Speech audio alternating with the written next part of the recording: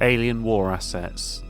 Alien races that were once content to stay on the fringes of galactic politics are now stepping up to provide whatever is needed to win this war. The Terminus fleet is an assortment of mercenary vessels and pirate ships bound together by little more than common geography and a fear of the Reapers. Despite this volatile mix, the fleet seems to be functioning as one under the leadership of criminal warlord Arya T'Loak.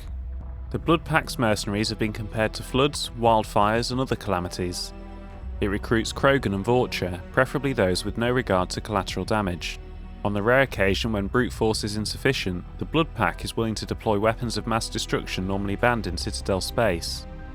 This private security group is careful to maintain its image as a professional mercenary force. In reality, the Blue Suns have drifted further and further into becoming a full-blown crime syndicate. Despite this, their ruthless tactics are sought after in the Terminus systems. The Eclipse Corporation specialises in smart security solutions, developing tactics around surgical strikes, sabotage and electronic warfare.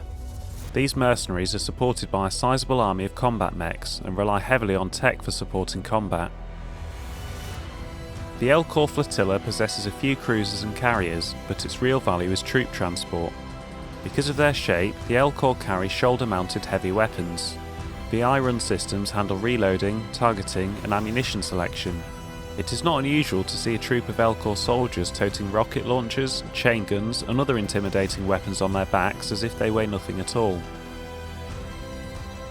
As the new Shadow Broker, Liara T'Soni has the loyalty of her predecessor's assassination squad, a small but lethal team of soldiers called on for the rare occasion when information isn't enough to silence a target.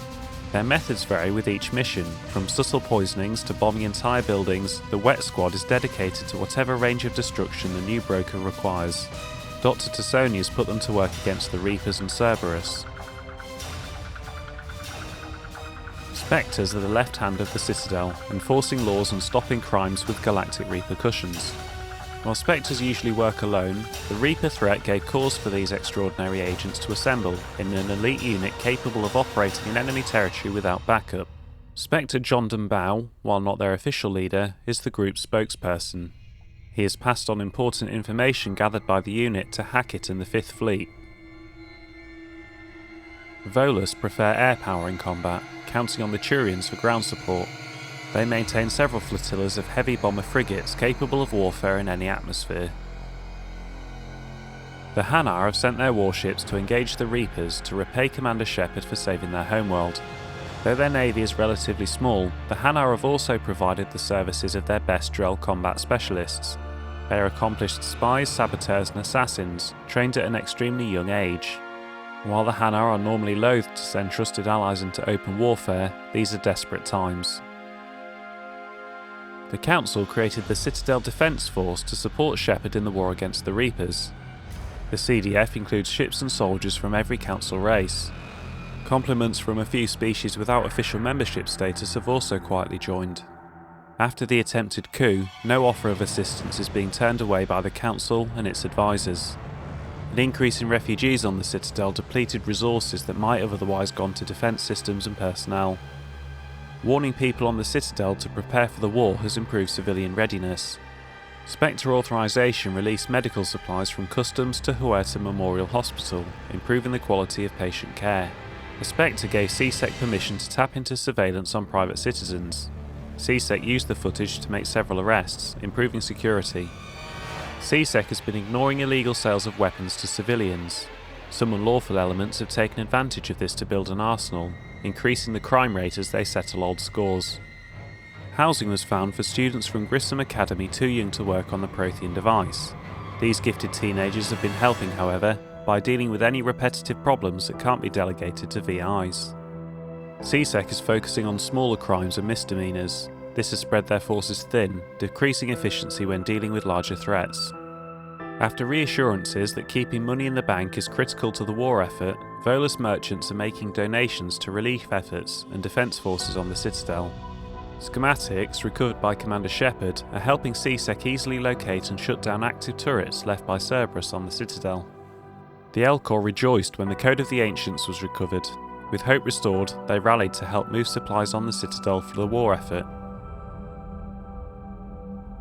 A mixed-species team of Special Operations soldiers have volunteered to covertly deliver Leviathan artifacts behind enemy lines. These attacks aim to make Reaper creatures thralls of the Leviathans. On a small scale, this could cause chaos and disruption. On a large scale, and if given enough time, it could form an army of Reaper creatures dedicated to exterminating their own kind. The team's major limiting factors are the small number of artifacts and the reluctance of Alliance commanders to operate openly with such a potent weapon for fear the Reapers might develop a countermeasure. As promised, Arya has started transporting her Ezo supplies to the Alliance. Though the initial delivery was somewhat hampered by Alliance security's unease in dealing with a group that most think of as space pirates, the transfer of resources is now ongoing. To facilitate the process, a new freight company flying the Omega flag has been founded. The Omega Coalition of Cargo Transporters is a ragtag group that has nonetheless proven to be unerringly successful in both the swiftness of their deliveries and the security of its cargo. Though comprised of a disparate range of ships, the Omega Rum fleet has proven itself to the Alliance in every way that counts. Their first engagement occurred during orientation, when the Alliance ships they were meeting were overwhelmed by a Reaper attack. Rum was told to avoid the rendezvous point, but they instead followed Fusion, their flagship, straight into combat to save the doomed ships. The Alliance ships were saved, and Rum, recklessly led by a cheerfully ruthless Captain Dural, has since been detailed to the most troubled Reaper fronts, and, each time, has helped turn the tide. Rum landing parties also have a sterling, if somewhat bloodthirsty reputation, particularly when up against Cerberus Phantoms.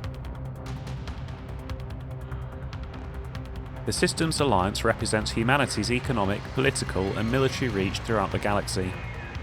Its naval forces are led by Admiral Stephen Hackett. The Alliance Engineering Corps cuts roads through mountains and builds bases on asteroids. While the bulk of the AEC has active wartime duties, their brightest are helping build a device of Prothean origin recovered on Mars.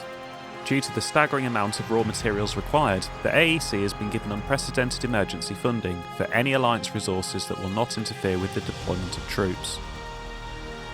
The old saying, "Every Marine is a rifleman," still holds true in the Alliance. Every enlisted Marine, from clerk to sniper, goes through a period of infantry training. As a result, the 103rd Marine Division is Earth's largest collection of Special Forces soldiers.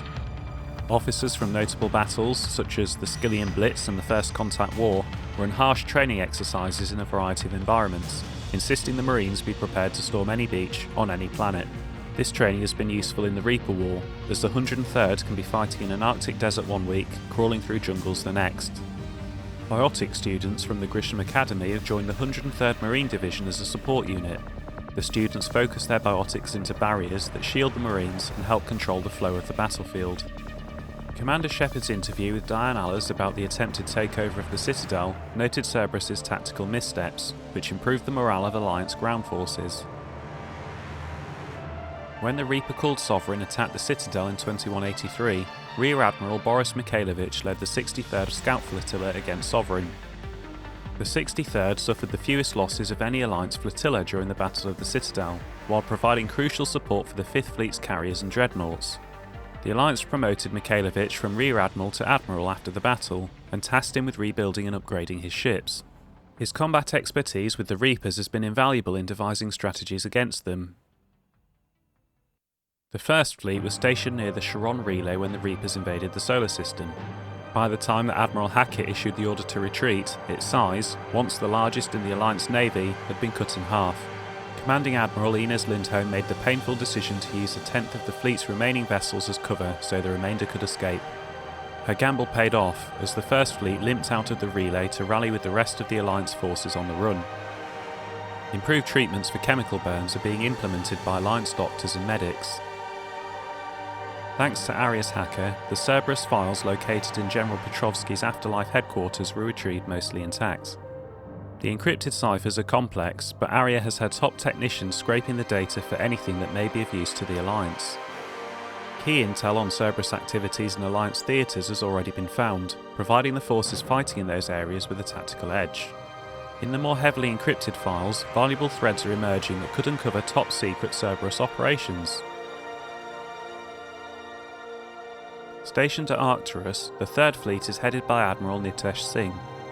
When the Reapers came for the station, Singh had already pulled his command ship, the SSV Logan, back to an ideal firing position for its mass accelerator cannons. The Dreadnought's guns managed to slow down a destroyer before it could demolish the Third Fleet, but Singh was forced to retreat in the face of overwhelming opposition from the Reapers. Human forces fighting Cerberus took losses, due in part to a shortage of engineers in the Alliance Third Fleet. First Lieutenant Kaylee Sanders joined Grissom Academy's board of directors after she gave up on her military career. When the Cerberus raid on the Academy was thwarted by Commander Shepard, Sanders joined with Alliance engineers working to recreate the Prothean device found on Mars. Her past work as a systems technician, specifically studying synthetic intelligence, has helped decode some of the complex feedback systems that control the weapon's energy output. Some of Grissom Academy's more technically minded students were saved from Cerberus by Commander Shepard. They've met up with Sanders, contributing their brainpower to some of the problems she's been tackling. David Archer is another refugee from Grissom Academy working on the device. Despite his youth, Archer's theories on interstellar cross-modulation have won him respect with the project's scientists. Jack, formerly known as Subject Zero, may be the most talented biotic of her time. After helping Shepard destroy the Collectors, she was offered a teaching position at Grissom Academy by the Alliance. Accepting the position for reasons of her own, Jack continued to hone her skills while training her students. Grissom Board of Directors member Kaylee Sanders has vouched for Jack's energetic, if unorthodox, teaching style, impressed with the inroads made with the children under the Rogue Biotic's care.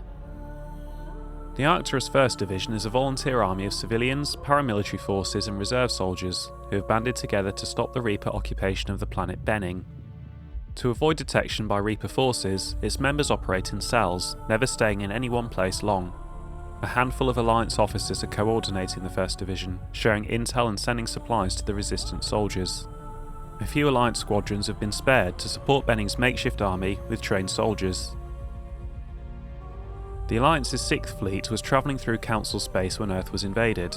The men and women on board watched helplessly as footage of the devastation rolled in. The last order for Admiral Hackett was to avoid engagement and lay in reserve. After waiting for so long, the 6th Fleet is eager to finally engage the enemy. Rogue fighter pilots. When humanity began to expand its borders, experienced pilots were needed to establish colonies in the uncharted reaches of space. Some Alliance personnel heeded the call, and these luckless men and women have been driven out of their colonies by invading Reapers. After speaking with Lieutenant Steve Cortez, a few of these highly skilled fighter pilots agreed to fly against the enemies who destroyed their homes. The 5th Fleet became famous across the galaxy after spearheading Alliance forces at the Battle of the Citadel. It was guarding Arcturus Station when the Reapers attacked. After a bloody and desperate battle, Admiral Hackett gave the order to retreat, sacrificing the entirety of the Alliance 2nd Fleet to give the 3rd and 5th the chance to escape. The 5th Fleet's engineers are busy repairing its damaged vessels, grimly anticipating a return to Earth and revenge against the Reapers. A pair of entrepreneurs was persuaded to switch from creating financial programs to advanced weapon targeting VIs, and to sell them to the Alliance just above cost. Kasumi Goto is wanted in over a dozen systems for sabotage, hacking, theft, and a laundry list of other crimes. The Alliance is willing to overlook Goto's indiscretions in exchange for her help with the Crucible. In addition to her expertise with electronic security systems, Goto can acquire important technology thought lost or stuck deep in enemy territory. No one dares to ask how she acquires these items. Zaid Masani has a reputation as one of the most relentless and efficient mercenaries in the Terminus systems. Cerberus contacted Masani a few months after the Collectors were destroyed and offered him a job. Negotiations ended badly, and Masani now seeks out jobs that oppose his former employer's interests. He brings years of experience and finely honed survival skills to the fight against the Reapers. Alliance News Network reporter Diane Allers has been broadcasting from the Normandy, interviewing crew members and high-ranking Alliance officials to give the galaxy an insider's view of the war. When the original SSV Normandy was destroyed, Cerberus rebuilt the ship from stolen Alliance plans. Dubbed the SR-2, the Alliance took the new Normandy apart and retrofitted some of its systems with new technology of its own. As a result, the SR-2 Normandy is the highest performing frigate in the entire Alliance Navy, and possibly the fastest ship in its class. The Normandy is commanded by Shepard, an Alliance officer and humanity's first Spectre. To bolster the Normandy's firepower, Commander Shepard installed a Thanix magnetic hydrodynamic cannon on the ship's undercarriage. Based on Reaper technology, the powerful weapon fires molten metal accelerated to a fraction of the speed of light. Before taking on the Collectors, Commander Shepard reinforced the Normandy superstructure with Solaris armour. This protective layer of carbon nanotube sheeting can withstand temperatures that would instantly vaporise more conventional armour. The Normandy has been upgraded with cyclonic barrier technology, allowing the ship's mass effect field projectors to fire rapidly oscillating barriers that deflect rather than directly absorb kinetic shocks. Although the Normandy is tough enough to withstand ship-to-ship firepower, wear and tear takes its toll. The vacuum of space, solar irradiation, the retained heat of stealth mode, and the stress of burning an onboard fusion plant all put stress on the ship's many complex systems. Alliance technicians have repaired, retrofitted, and tested the Normandy while it was in dry dock, and they assure the crew that it will now perform better than ever. The crew of the Normandy, both past and present, have bonded over their shore leave experiences and vented stress that could otherwise damage their mental focus. They will fight for Shepard or for one another with renewed zeal. Commander Shepard uncovered significant elemental deposits while scanning planets with the Normandy SR-2. When the Alliance dry docked the Normandy, they seized all recovered elements. This material surplus has gone towards building the Prothean device discovered on Mars. Eden Prime is an agrarian world, producing millions of tons of food that is sold to less arable planets. The Alliance has set up supply lines from this colony to funnel excess provisions to its troops. A few researchers who studied Prothean technology on Eden Prime avoided capture by Cerberus. They forwarded copies of their work to the Alliance, hoping it can help build the Prothean device found on Mars. Although its military defences were seriously damaged by the Cerberus invasion, Eden Prime's remaining government has loaned the Alliance several Athabasca-class supply freighters. Eden Prime's colonists drove Cerberus away from the system entirely. With its shipping lanes secure, the colony is sending out as many supplies and as much equipment as it can spare. Synthetic diamond is a key ingredient in military-grade heat sinks that are used in computing, high-end thermal clips and starship weapons. Liberating tons of it from facilities on Brez will help support both ground and space forces. Dr. Anne Bryson has survived her ordeal with Leviathan's artifact and retains most of her mental faculties. Her research into paleotechnology could be useful in understanding the Prothean device and the laws of high-energy physics that the Reapers seem to ignore. Before fleeing Ontaron with Commander Shepard's help, Technician Grace Sato saved a copy of the schematics for the Alliance's most advanced communications relay. Sato will use these schematics to build several smaller arrays to collect crucial intel from points in various systems. The oldest race in the galaxy, the Asari are sending all the commandos and fleets they can spare. They are coordinated by Asari High Command, a core leadership of commandos and politicians from numerous Asari worlds. Many respected Asari scientists have used their long lifespans to become leading experts in their fields. Asari scholars often gain perspective on how cultural shifts affect society, grasping the larger contextual forces behind new proposals and using this to springboard into hypotheses years ahead of their time. The Asari science team working on the Crucible consists of some of the keenest scientific mavericks in the galaxy, eager to contribute to the Crucible's construction. The Asari Second Fleet is largely composed of frigates and fighters, embodying the Asari's hit-and-run mindset with a nimble swarm rather than a slower collection of vessels. The second is normally dispatched to protect colonies from pirate raiders or mercenary activity. The Second Fleet's fighter squadrons are intensely competitive, racing to break new records set by other teams, but unquestionably loyal to each other in a fight. Shepard passed a Reaper code fragment to Asari High Command. An isolated copy will help predict Reaper movements. The Sixth Fleet has more dreadnoughts than any other collection of ships in the Asari Navy. An almost superstitious dread has grown around its entrance into conflict, as any war with this fleet has never remained small. It was the Sixth Fleet that flew against the Rachni in the beginning of the Rachni Wars, and it was the Sixth Fleet that liberated the first colony under siege in the Krogan rebellions. Unfairly or not, its service people have a reputation for being sober, serious and humourless. Nevertheless, the Sixth Fleet is a welcome sight for any ally when it arrives. Asari commandos train from an early age to control their minds and bodies, seeking the ultimate economy of thought and movement. They are taught that each shot and each decision be made without hesitation. While exact training methods vary among teams, all commandos are consummate professionals. Their ambushes, quick strikes and clever tactics have bested larger, well-armed units in thousands of recorded conflicts. The Justicars are an ancient Asari order dedicated to finding and punishing those who would harm others. They rigidly adhere to the Justicar Code, a comprehensive, complicated list of laws. By assaulting the innocent, slaughtering the helpless, and refusing to acknowledge any authority above themselves, the Reapers are an affront to nearly everything the Code stands for. The Justicar Samara has set aside all of the responsibilities, pledging to stop the Reapers, even if it kills her. Dr. Jalise, the Asari scientist found on the research station in the Cillian Nebula, was working on a paper that argued nanocircuitry could solve complex behavioural problems in commercial VIs. The Doctor's theoretical work seems to be supported by data in the Crucible's blueprints. She now heads the department building the weapons circuit boards. The Cybane is an Asari cruiser-class warship. A mix-up during the cruiser's construction left it with an unusually large drive core, and engineers redesigned the ship around the excessive power source. The Sibion's unusually robust engines provide enough energy to generate kinetic barriers normally reserved for dreadnoughts.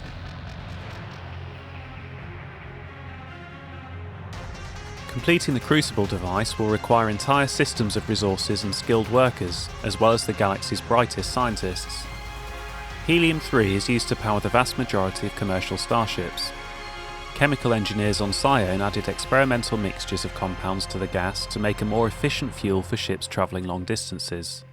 One of their new formulas is used in the ships transporting major loads of material to the Crucible, speeding up the building process. Developed by the Alliance, Javelin missiles release dark energy upon impact. This creates devastating space-time disruptions, magnified warp fields that strip away a target's molecular bonds. Even the strongest kinetic barriers will eventually collapse after multiple impacts from these rockets. Alliance R&D commandeered several colony factories, and now produces enough Javelin missile launchers for all dreadnoughts in the Alliance fleet.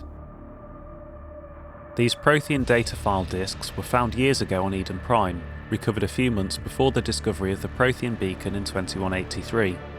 For years the data on the disks was incomprehensible, until the Crucible's blueprints provided the key to understanding the equations. Locked inside the disks were theories on dark matter meant to be used with the Crucible's main power source. Optimised ESO capacitors. A team of engineers working on the Normandy SR2 developed the theory behind this piece of equipment. Dreadnought-class drive capacitors use specialised ESO-based compounds to channel and store thermal energy with greater efficiency than previous designs. These capacitors were quickly incorporated into the design of the device found in the Prothean archives on Mars.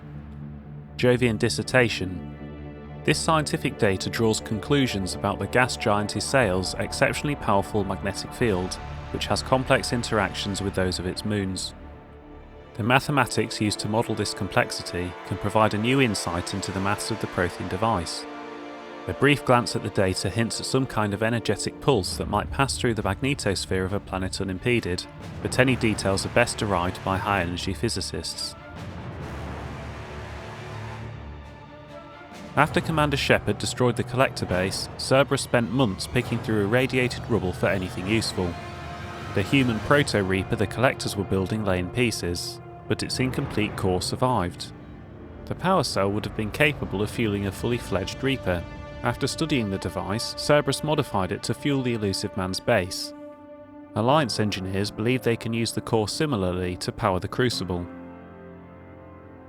As the Elusive Man's methods became more extreme, skilled operatives abandoned Cerberus. They have offered to help stop the Reapers any way they can. Data liberated from a Cerberus research lab includes reports on the composition and strengths of various Reaper units. Alliance scientists are fact-checking the information, but it appears to be genuine, so Alliance military VIs can use it to strategize against Reaper's ground forces. A squadron of advanced fighter ships was liberated from Cerberus forces in Novaria. Fast, agile and remarkably fuel efficient, these one-person spacecrafts pack surprisingly heavy firepower for their size. After the Alliance installed their own VI programs and swept for hidden bugs or transmission signals, they repainted the fighters and pressed them into service. The Elusive Man's search for humanity's best attracted many renowned scientists. Cerberus offered generous salaries, brand new facilities, and unfettered research budgets. Despite these lavish perks, some began to worry about the ethical ramifications of their work. The scientists rescued from Jellics were among the first to leave Cerberus. They diligently helped to construct the crucible. Dr. Bryn Cole is an ex-Cerberus scientist who studied the technology left behind by the Collectors. She eventually cut ties with the Elusive Man and helped dozens of scientists and their families flee the organisation. The Doctor has joined the Crucible project, using the knowledge gained during her employment with Cerberus to help build the weapon. Dr. Gavin Archer was a well-known synthetic intelligence specialist from Terra Nova who disappeared years ago to work with Cerberus. Now that he's parted ways with his former employer, Archer is among the scientists working on the Crucible. His study of VIs and AIs, in particular the Geth, gives him unique insights into parallel processing and inter-system communication that have already improved the weapon's efficiency. After helping Commander Shepard destroy the Collectors, Jacob Taylor cut his ties with Cerberus. He joined the Reaper War following an attack on a safe house for former Cerberus operatives, where he was hiding out. Jacob turned down formal reinstatement into the Alliance Marine Corps, feeling his past with Cerberus disqualified him from their company. Taylor is instead a consultant, advising the Alliance on Cerberus tactics and defences. He also participates in missions that target the Elusive Man's holdings. Miranda Lawson is an ex-Cerberus operative. At Cerberus, her intelligence, dedication and leadership impressed the Elusive Man, who assigned her to head the Lazarus Cell team that brought Commander Shepard back to life. Lawson brings extensive knowledge of the Elusive Man's dealings to the Alliance, directing them towards several clandestine Cerberus operations. A skilled shot and a gifted biotic, Lawson is as comfortable in a pitched battle as she is in a boardroom. The Krogan clans have agreed to throw their considerable might against the Reapers. Their shock troops are aggressive, relentless and recklessly brave. Erdnot Rex fought alongside Commander Shepard during the Reapers' first invasion attempt in 2183. Afterwards, he returned to Tuchanka and spent the following years rising to the leadership of his clan, championing progressive methods meant to strengthen the Krogan as a whole. Conservative elements were unhappy, but news of a successfully cured genophage has solidly united all of Tuchanka under Rex's command. Hailed not only as a great warrior but also a saviour, the Krogan will follow Erdnot Rex into the maws of the Reapers themselves. The perfect Krogan was thrown into the world without a past, a name or a cause. After destroying the Collectors with Commander Shepard, Grunt returned to Tuchanka to learn what it meant to be Krogan. After countless arguments and brawls, the clans have granted Grunt a modicum of acceptance. Tough, wary and cunning, the young Krogan knows this experience will pay off now that it is time to fight the Reaper's forces.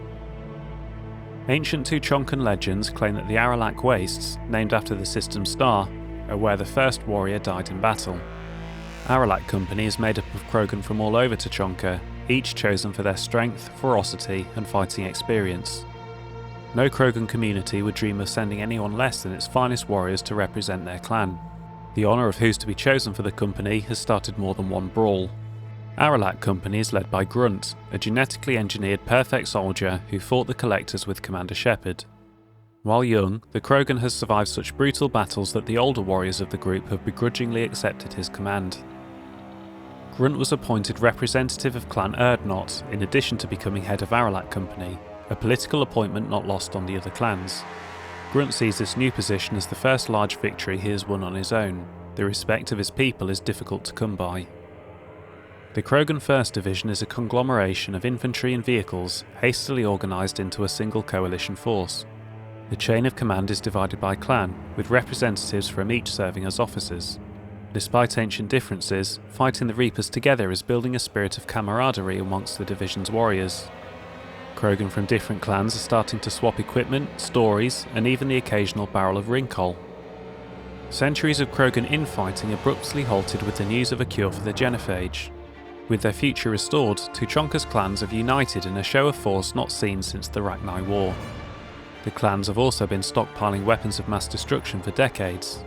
Thankfully, their full destructive force can now be turned on the Reapers instead of Tuchanka. Their strength, size and regenerative powers make the Krogan ideal shock troops.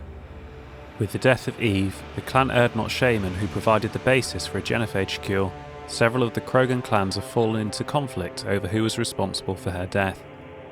The fighting, an excuse for many to act on long-standing feuds, has significantly weakened Krogan forces.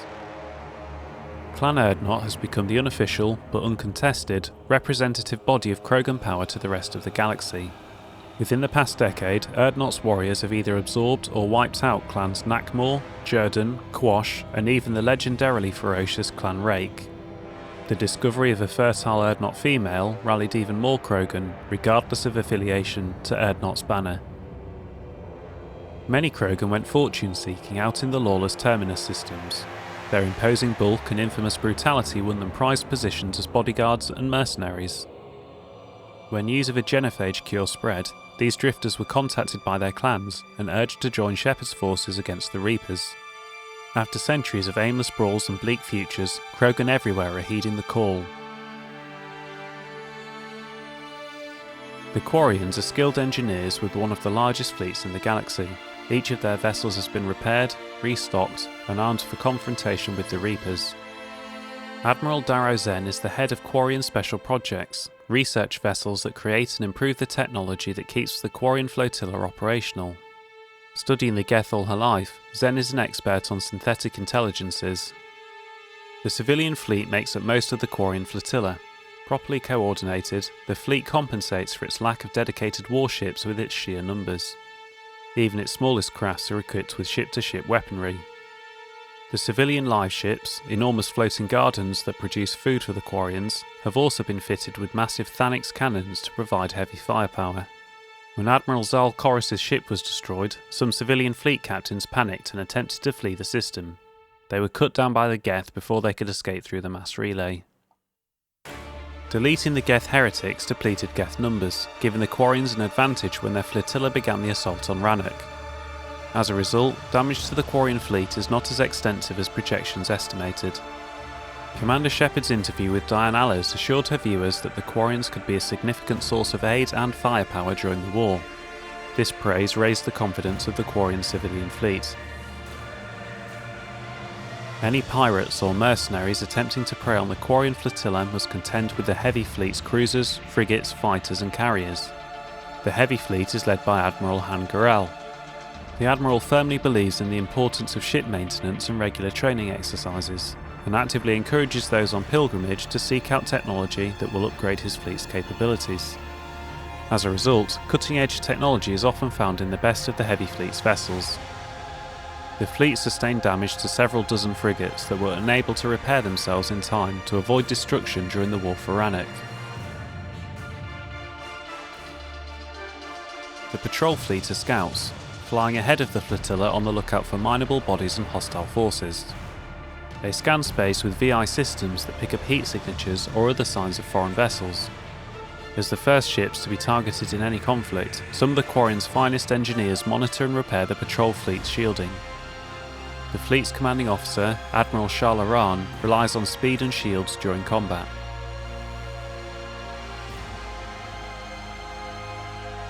The Salarians bring cutting-edge warships and their best tactical minds to fight against the Reapers.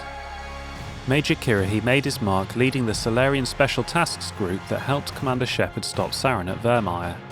Lauded by his superiors for his decisive leadership under fire, Kirahi was promoted and decorated with the prestigious Star of Surkesh. The Major continues to join missions with his men, believing that nothing substitutes for experience, and that the best tactical strategies are planned on the battlefield. While the Citadel Council officially dismissed the existence of the Reapers for years, high-level STG operatives harboured suspicions that their return might be imminent after the Battle of the Citadel. These leaders quietly began to advise the Special Tasks Group to prepare for the worst. In accordance, the STG is ready to deploy a sizable task force to deal with the Reaper threat. The threat of Turian firepower once kept entire armies in check. Now the hierarchy's vast fleets and numerous soldiers are needed to win the largest war in galactic history. The Turian Navy has the most dreadnoughts of any known species in the Milky Way. The Turian hierarchy limited production of these ships only because the Treaty of Phyrexian strictly controls the number of dreadnoughts due to their destructive capabilities. The Turian 6th Fleet is technically classed as a peacekeeping fleet. Before the Reapers, it was chiefly used to patrol the space around the Citadel. Now it's ready to fly to areas trying to fight off the invasion. Commander Shepard recovered a neurotoxin formula from a Cerberus lab, using it to make an antidote for a poisoned Turian general. The Turian 43rd Marine Division was founded during the ancient unification wars that rocked Palaven over 2,000 years ago.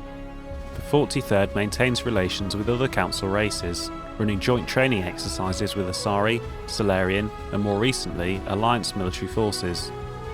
Knowing how their allies fight has become an asset, as the 43rd's troops have the discipline and experience to integrate into any army on any battlefield. The Turian 7th Fleet was assigned the privilege and the burden of guarding the Crucible during the weapon's construction and deployment. The fleet flies constant surveillance around the massive device, coordinating with Alliance security patrols and VI-run counterintelligence programs. The 7th Fleet knows what it would cost the galaxy if the Reapers breached their defences. Every vessel's captain is prepared to make the ultimate sacrifice if it ensures the Crucible's safety. Commander Shepard's interview with Diane Allers emphasised Krogan reliance on Turian support to win the war, which boosted the morale of Palaven's forces. A team of exceptionally skilled Special Ops soldiers, Black Watch is sent on missions that threaten the safety of Palaven itself. It was pulled from the homeworld by order of Primarch Adrian Victus, who wanted to mobilise this elite force in less hopeless situations across the galaxy. The majority of Black Watch's operations are classified, although it's generally accepted that they have the highest success rate of any Turian unit in history. There are rumours that Saran Arterius was part of Black Watch before becoming a Spectre, although, given his youth when he joined the Turian army, it seems highly unlikely. In a society where the military is synonymous with the government, the Turian Engineering Corps is responsible for everything from maintaining sidewalks to creating spaceports.